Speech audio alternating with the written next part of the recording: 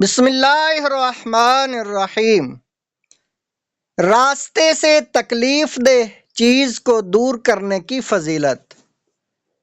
عن نبی ہریرہ عن النبی صلی اللہ علیہ وآلہ وسلم قال بینما رجل یمشی فی الطریق اذ وجد غصن شوک فأخرہ فشکر اللہ لہ غفر لہ۔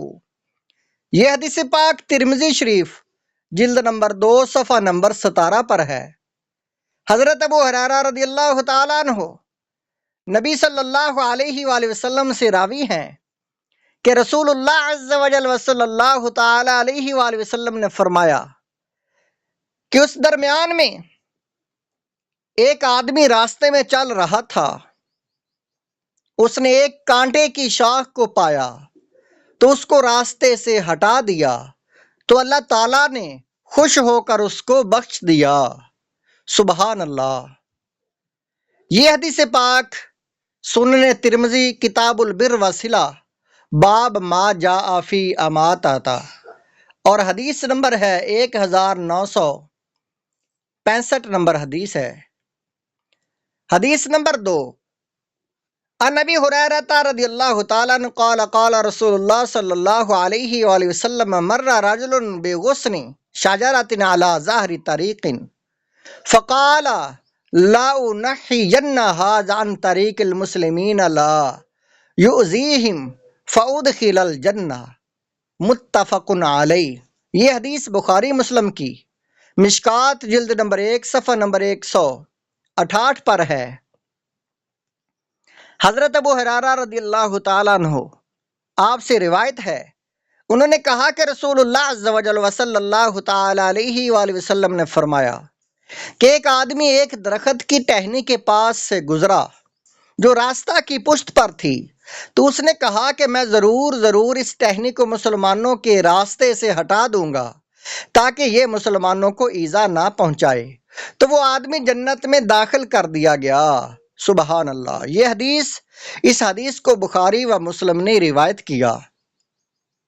حدیث نمبر 3 عن ابی برزة قال قلت یا نبی اللہ علمنی شیئا انتفع به قال اعزل الاذى عن طریق المسلمین، مشکات جلد نمبر 1 صفحہ نمبر 186۔ حضرت ابو برزہ رضی اللہ تعالیٰ عنہ سے روایت ہے، انہوں نے کہا کہ میں نے عرض کیا کہ اے اللہ کے نبی عز و جل وصلی اللہ تعالی علیہ وآلہ وسلم، مجھے ایسی چیز کی تعلیم دیجئے کہ میں اس سے نفع پاؤں، تو آپ صلی اللہ علیہ وآلہ وسلم نے فرمایا کہ تکلیف کی چیز کو مسلمانوں کے راستے سے ہٹاتے رہو۔ یہ حدیث پاک مسند احمد سیاستہ کی کتابوں میں ہے اور اس کی تشریحات شروحات میں ہے۔ فوائد: ہر وہ تکلیف دہ چیز مثلاً کانٹا، شیشہ، ٹھوکر کی چیزیں جس سے چلنے والوں کو ایذا پہنچنے کا اندیشہ ہو، اس کو راستوں سے ہٹا دینا بہت معمولی کام ہے، لیکن یہ عمل اللہ تعالیٰ کو اس قدر پسند ہے کہ وہ اس کی جزا میں اپنے فضل و کرم سے جنت عطا فرما دیتا ہے۔ سبحان اللہ۔ آج کل کے مسلمان اس عمل صالح کی عظمت اور اس کے اجر و ثواب سے بالکل ہی غافل ہیں، بلکہ الٹے راستوں میں تکلیف کی چیزیں ڈال دیا کرتے ہیں۔ مثلاً عام طور پر لوگ کیلا کھا کر اس کا چھلکا ریلوے اسٹیشن کے پلیٹ فارم پر پھینک دیا کرتے ہیں۔ گاڑی آنے پر مسافر بدحواس ہو کر ٹرین میں چڑھنے کے لیے دوڑتے اور کیلے کے چھلکوں پر پاؤں پڑ جانے سے پھسل کر گر جاتے ہیں اور بعض شدید زخمی ہو جاتے ہیں۔ اسی طرح ہڈیاں اور شیشے کے ٹکڑے عام طور پر لوگ راستوں میں ڈال دیا کرتے ہیں۔ ان حرکتوں سے مسلمانوں کو بچنا چاہیے، بلکہ راستوں میں کوئی تکلیف دہ چیز نظر پڑ جائے تو اس کو راستوں سے ہٹا دینا چاہیے۔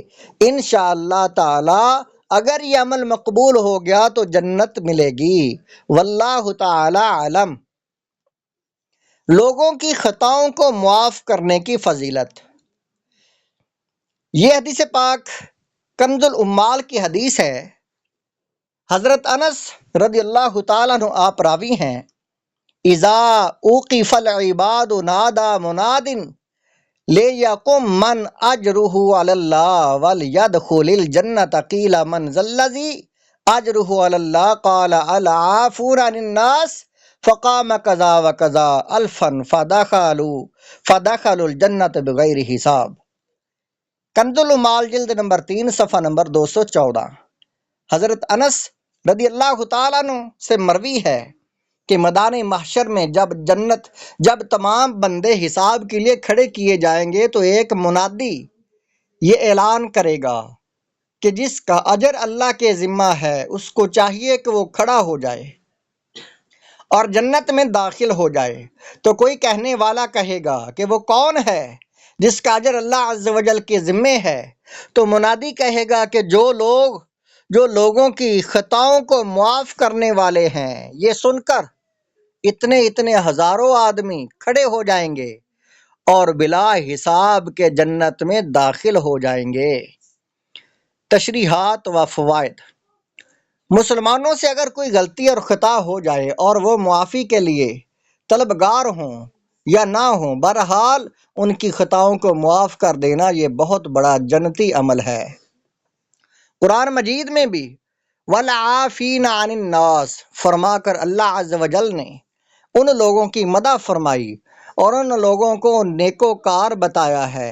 اور حدیث شریف میں آپ نے پڑھ لیا کہ ان لوگوں کے بارے میں میدان محشر کے اندر اللہ تعالیٰ کا منادی ان لفظوں میں اعلان فرمائے گا کہ وہ لوگ جن کا اجر اللہ تعالیٰ نے اپنے ذمہ کرم پر لیا ہے وہ اٹھیں اور بلا حساب جنت میں داخل ہو جائیں۔